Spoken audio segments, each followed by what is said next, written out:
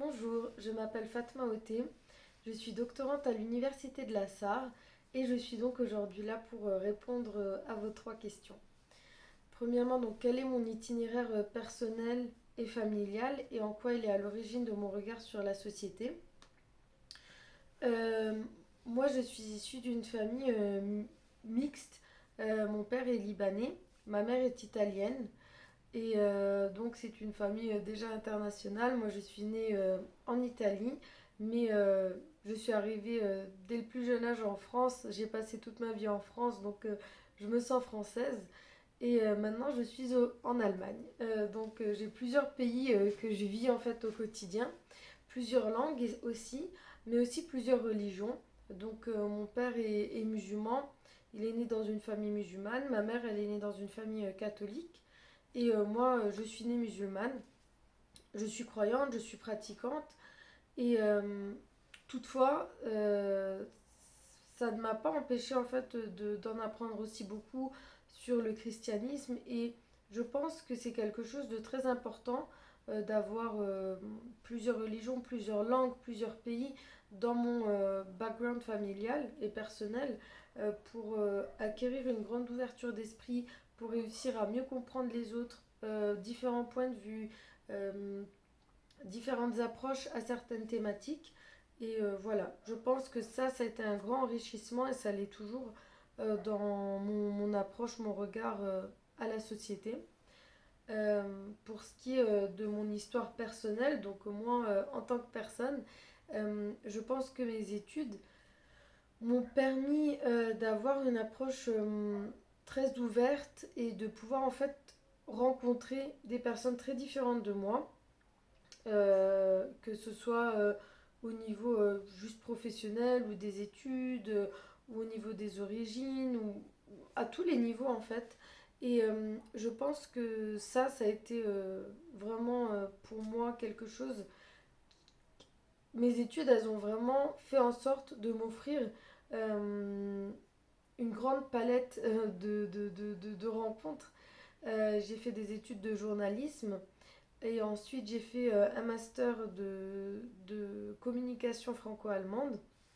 Et là aussi, mon expérience parisienne en licence m'a permis également d'être consciente de beaucoup de thématiques sociétales qui sont présentes au quotidien à Paris, qui peut-être moi, dans ma ville paisible en Moselle, ne me touchaient pas auparavant. Et mon expérience trinationale en master, donc entre la France, l'Allemagne et le Luxembourg, ont fait que j'ai pu également venir à connaissance de beaucoup de thématiques sociales de l'autre côté de la frontière. Et depuis que je suis restée en Allemagne, c'est toujours le cas. Et j'essaie de m'appliquer socialement des deux côtés. Le féminisme est un label auquel je tiens, oui. Je dirais que le féminisme peut faire parfois peur et c'est pour ça que il est souvent peut-être contourné. J'en parlais il y a quelques jours avec des collègues. euh, dans... On était en train de réfléchir à faire des rencontres pour les hommes également. Et une personne m'a dit, mais peut-être on ne devrait pas l'appeler rencontre féministe parce que ça peut freiner.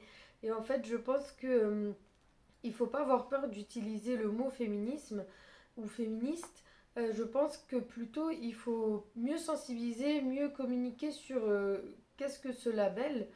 Euh, à mon avis, l'histoire des mouvances féministes, surtout donc dans nos pays ici, euh, fait que eu, il y a encore, mais je trouve que de moins en moins, un féminisme dominant, blanc, occidental, qui oublie en fait les revendications, les besoins, les requêtes, les luttes des femmes issues de minorités, que ce soit de leur couleur de peau, de par leur religion, de par leur niveau social. Euh, et ça, c'est quelque chose qui change de plus en plus. Moi, en tout cas, au quotidien, c'est ce que je vis. Que le féminisme intersectionnel est quelque chose qui s'impose de plus en plus.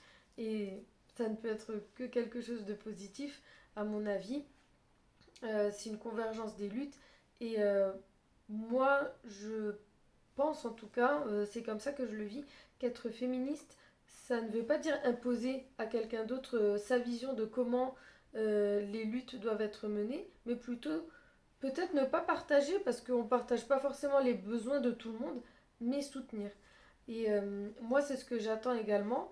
Moi, je porte le voile et je suis féministe. C'est mon choix. C'est quelque chose que je porte avec fierté, qui m'a donné beaucoup de force dans beaucoup de situations, qui peut-être pour d'autres peut être vu comme un symbole d'oppression. Et je ne suis pas là pour imposer le voile à personne, mais je suis là pour dire, ok, j'aimerais par contre être comprise, et sinon pas comprise, j'ai pas besoin en fait de prouver ma légitimité pour être féministe. Je le suis, j'attends du soutien comme je donne du soutien à des femmes qui ont d'autres luttes que moi. Et je pense que c'est ça l'avenir et c'est ce qui se développe de plus en plus, donc je suis très confiante. Que m'apporte l'outil digital? Je dirais que les vecteurs d'expression que j'utilise le plus en ligne, ce sont les réseaux sociaux et je dirais surtout Instagram. Euh, Surtout, majoritairement Instagram. Je n'ai aucune vocation ou aucune ambition de devenir une figure de proue des luttes féministes. À mon niveau modeste, ça me suffit largement. Et j'essaie de bien choisir les contenus que je partage. J'essaie de faire attention à ce que à ce que je partage des choses en fait intéressantes, des choses enrichissantes pour tout le monde, et qui reflètent mes opinions, mes besoins, mes luttes, mes convictions. Euh, je suis surtout sur Instagram, comme dit, parce que c'est l'outil en fait sur lequel je me sens le plus libre de m'exprimer, contrairement à d'autres réseaux sociaux comme Twitter ou Facebook. Euh, je passe également, donc je suis comme dit doctorante, donc pour moi un moyen d'expression c'est aussi et surtout l'écriture. Donc je peux m'exprimer sur un sujet par exemple en écrivant un article que je vais ensuite soumettre à une revue et qui ensuite sera disponible en ligne. Donc pour moi ça aussi c'est une forme de présence académique en ligne qui fait que le, ma production va être accessible à d'autres.